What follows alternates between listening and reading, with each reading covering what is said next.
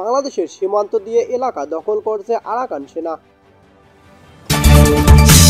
জানিয়ে দিব আমেরিকায় কয়েক মিনিটে পুরো ছাই বহুমূল্যের ঘরবাড়ি থাকছে বিস্তারিত প্রতিবেদনে। জানাবো এই অবস্থা বাংলাদেশের 100 টাকা মোবাইল রিচার্জে কত টাকা কর দিতে হয় জানেন কি আপনি, থাকছে বিস্তারিত। সর্বশেষ জানিয়ে দেব একই কাণ্ড বাংলাদেশের সেই চট্টগ্রাম আদালতে চুরি, কে চুরি হলো জানেন, শুনে শিউরে উঠবে। শুনছিলেন সংবাদ শিরোনাম, এবার থাকছে বিস্তারিত।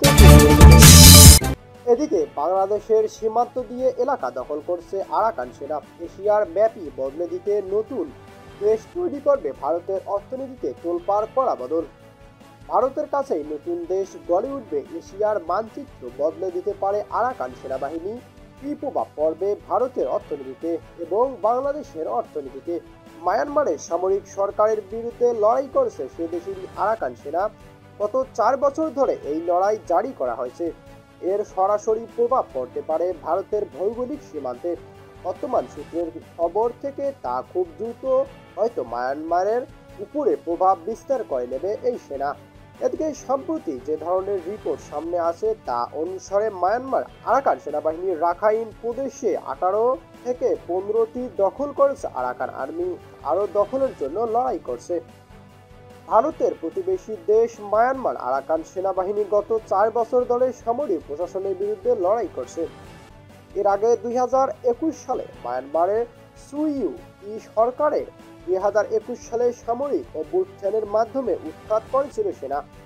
তারপর থেকে সেনা শাসনী দেশ। এই পরিস্থিতিতে আরাকান সেনা লাগাতার লড়াই করছে একাধিক প্রদেশের তাদের আধিপত্য স্থাপনের জন্য।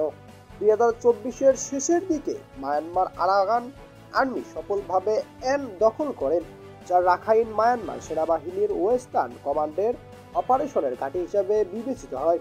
এই কৌশলগত লাভের পাশাপাশি আরাকান আর্মি নিয়ন্ত্রণ নেয়, এর জেরে বাংলাদেশের সীমান্তের উপর তারা আধিপত্য দেখাচ্ছে।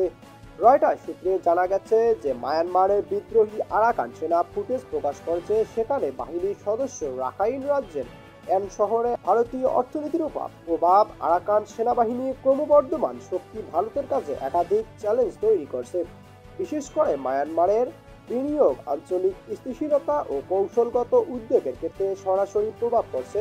সক্রিয় কূটনৈতিক প্রক্রিয়া যা মায়ানমারের বিনিয়োগ নিশ্চিত করার উপর বর্ধিত ফোকাস এই ঝুঁকিগুলি কমানোর জন্য অত্যন্ত গুরুত্বপূর্ণ।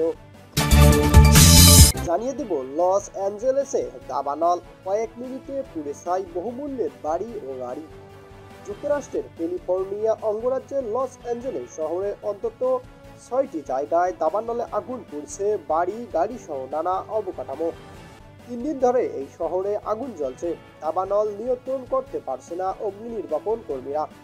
এই ঘটনায় এখন পর্যন্ত 5 জনের মৃত্যু হয়েছে, গৃহহীন হয়েছে 1,37,000-এরও বেশি মানুষ।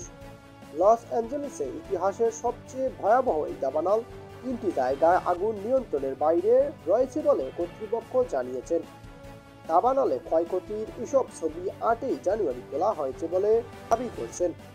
ক্যালিফোর্নিয়া লস অ্যাঞ্জেলেসে কাউন্টির আল্ডাটাউনে এলাকা জ্বলছে একটি বাড়ি, সামনে দৃশ্য দেখছেন এক মোটরসাইকেল আরোহী।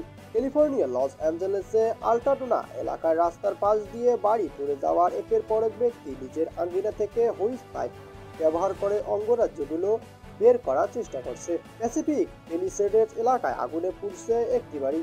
ক্যালিফোর্নিয়ায় লস অ্যাঞ্জেলেসের প্যাসিফিক প্যালিসেডস এলাকায় আগুন নিয়ন্ত্রণের চেষ্টা, অগ্নি নির্বাপন কর্মীরা ধেয়ে যাচ্ছে দাবানল আগুন। এমন পরিস্থিতিতে একজন প্রবীণ ব্যক্তি তার বাড়ি থেকে সরিয়ে নিচ্ছেন পুলিশের সদস্যরা। হলিউড হিলসের আগুন নিয়ন্ত্রণ হেলিকপ্টার থেকে জল ফেলছেন। আগুনে পুড়ে মাটির সঙ্গে মিশে গেছে ঘরবাড়ি সহ সব স্থাপনা। সেখানে অবশিষ্ট আগুন নেভানোর জন্য পানি ছিটাচ্ছেন এক ব্যক্তি। অভিজাত এলাকায় প্যাসিফিক প্যালিসেডের স্যাটেলাইট ধারণ করা চিত্র।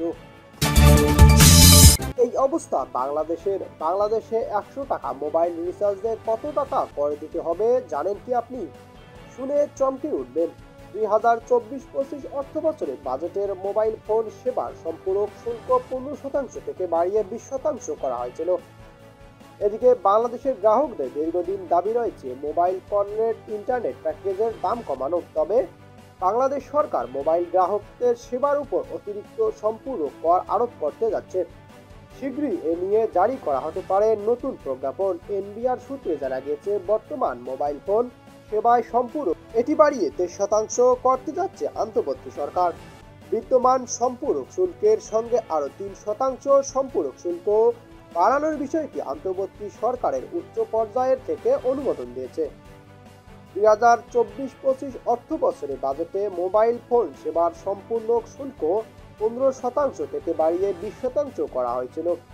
সে অনুযায়ী বর্তমান মোবাইল 100 টাকা রিচার্জ করলে গ্রাহকদের সম্পূর্ণ শুল্ক ভ্যাট ছাড় সহ দিতে হয় 23 টাকা 10 পয়সা। এছাড়া রেভিনিউ শেয়ার মিনিমাম ট্যাক্স দিতে হয় 6 টাকা 10 পয়সা, আর এর পরোক্ষ কর দিতে হয় আরও 20 টাকা 40 পয়সা। অর্থাৎ গ্রাহকের 100 টাকার রিচার্জ করলে সব মিলিয়ে কর বাবদ তার থেকে কাটা পড়ে 54 টাকা 60 পয়সা। অন্তর্বর্তী সরকারের সম্পূর্ণ শুল্ক আরও 3% বাড়ালো কর দিতে হবে 56.3 পয়সা, যা 56 টাকা 30 পয়সার সমান। মোবাইল ফোন সেবায় সম্পূর্ণ শুল্ক কর বাড়ানোর সিদ্ধান্ত সাম্প্রতি উদ্বেগ প্রকাশ করছে বাংলাদেশ মুঠোফোন অ্যাসোসিয়েশন সভাপতি মোহাম্মদ মহিউদ্দিন আহমেদ। একই কাণ্ড বাংলাদেশের সেই চট্টগ্রাম আদালতে চুরি। কি চুরি হলো জানেন কি? শুনে শিউরে উঠবেন। নথি উদ্ধারের বিষয়টি চিহ্নিত করে চট্টগ্রাম কোতোয়ালি থানার ভারপ্রাপ্ত ওসি বলেন, এই ঘটনার এক চা বিক্রেতাকে আটক করা হয়েছে। এদিকে কি অবস্থা বাংলাদেশ? চিন্ময় কিশোর দাসকে নিয়ে উত্তাল হয়ে উঠেছিল চট্টগ্রাম আদালত। সেই আদালত থেকেই চুরি হওয়া মামলার নথি কেস, রকেট বা সিডি উদ্ধার করেছে পুলিশ। এ সময় এক চা বিক্রেতাকে আটক করা হয়েছে। কোতোয়ালি থানার এলাকা থেকে এই সব নথি উদ্ধার করা হয়। এদিকে নথি উদ্ধারের বিষয়টি নিশ্চিত করে চট্টগ্রাম কোতোয়ালি থানার ভারপ্রাপ্ত ওসি বলেন, এই ঘটনার এক চা বিক্রেতাকে আটক করা হয়েছে। এখনো এ নিয়ে অভিযান চলছে। জানা গিয়েছে, চট্টগ্রাম আদালতে 1911টি মামলার নথির খোঁজ পাওয়া যাচ্ছে না বলে অভিযোগ করেন মহানগর দায়রা জজ আদালতের পাবলিক প্রসিকিউটর মফিজুল হক ভূঁইয়া। এদিকে এই ঘটনার গত রবিবার চট্টগ্রাম নগরীর কোতোয়ালি থানা সাধারণ ডায়েরি করেন। তাতে উল্লেখ করা হয়, মহানগর পিপি অফিসের প্রায় 28 থেকে 30টি আদালতের কেস ডকেট রক্ষিত ছিল। পিপি অফিসের জায়গা স্বল্পতার কারণে 2023 সালে 10 এপ্রিল পিপি অফিসের সামনে বারান্দায় প্লাস্টিকের বস্তায় 1911 কেস ডকেট সিডি পলিথিনে মোড়ানো স্টিকে সুরক্ষিত ছিল। 12 ডিসেম্বর মহানগর কোর্টের সর্বশেষ ভেকেশন কোর্ট ছিল। তারপর থেকে মহানগর আদালত ও পিপি অফিস বন্ধ থাকায় গত 13 ডিসেম্বর থেকে 31 ডিসেম্বরের মধ্যে নথিগুলো হারিয়ে গেছে। অনেক খোঁজাখুঁজি করে না পেয়ে তারপর জিডি করা হয়েছে।